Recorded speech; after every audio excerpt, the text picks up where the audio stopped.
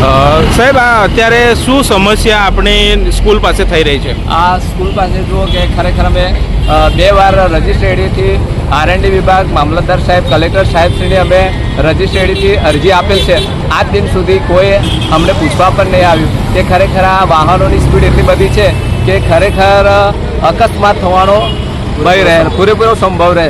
તો અમારે કંઈક બનાવ બને તો વાલીને પણ જવાબ આપવો અમારે ભારે પડે. બીજું કે અહીંયા રોડ બની ગયો પણ હજુ એક પણ સાઇન બોર્ડ મૂકેલ નથી કે ભાઈ અહીંયા સ્કૂલ છે, વાહન ધીમે હાંકો.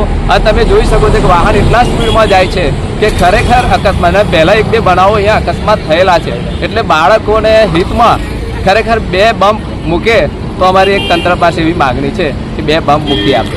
આપણે કેવા પ્રકારની રજૂઆત અને કયા તંત્રને કરી છે? અમે R&D વિભાગને પણ કરી છે, માન્ય કલેક્ટર સાહેબશ્રીને પણ અમે રજિસ્ટ્રેડી મોકલાયેલું છે, મુખ્યમંત્રી સાહેબ શ્રી ભૂપેન્દ્રભાઈ સાહેબને પણ અમે મોકલાયેલ છે, અને ધારાસભ્યશ્રીને 2-3 વાર અમે આપેલ છે કે અમને બમ્પ મૂકી આપો. પણ આજ દિન સુધી હજુ અમારે કંઈ પણ પૂરું થયું. તો અત્યારે ટૂંક સમયમાં સ્પીડ બ્રેકર બનાવવામાં નહીં આવે તો આપણા તરફથી શું કાર્યવાહી કરવામાં અમે જો નહીં આવે તો પછી અમે આગળ બાળકોને અહીંયા રસ્તા રોકો આંદોલન માટે અમારે બેસાડવા પડે.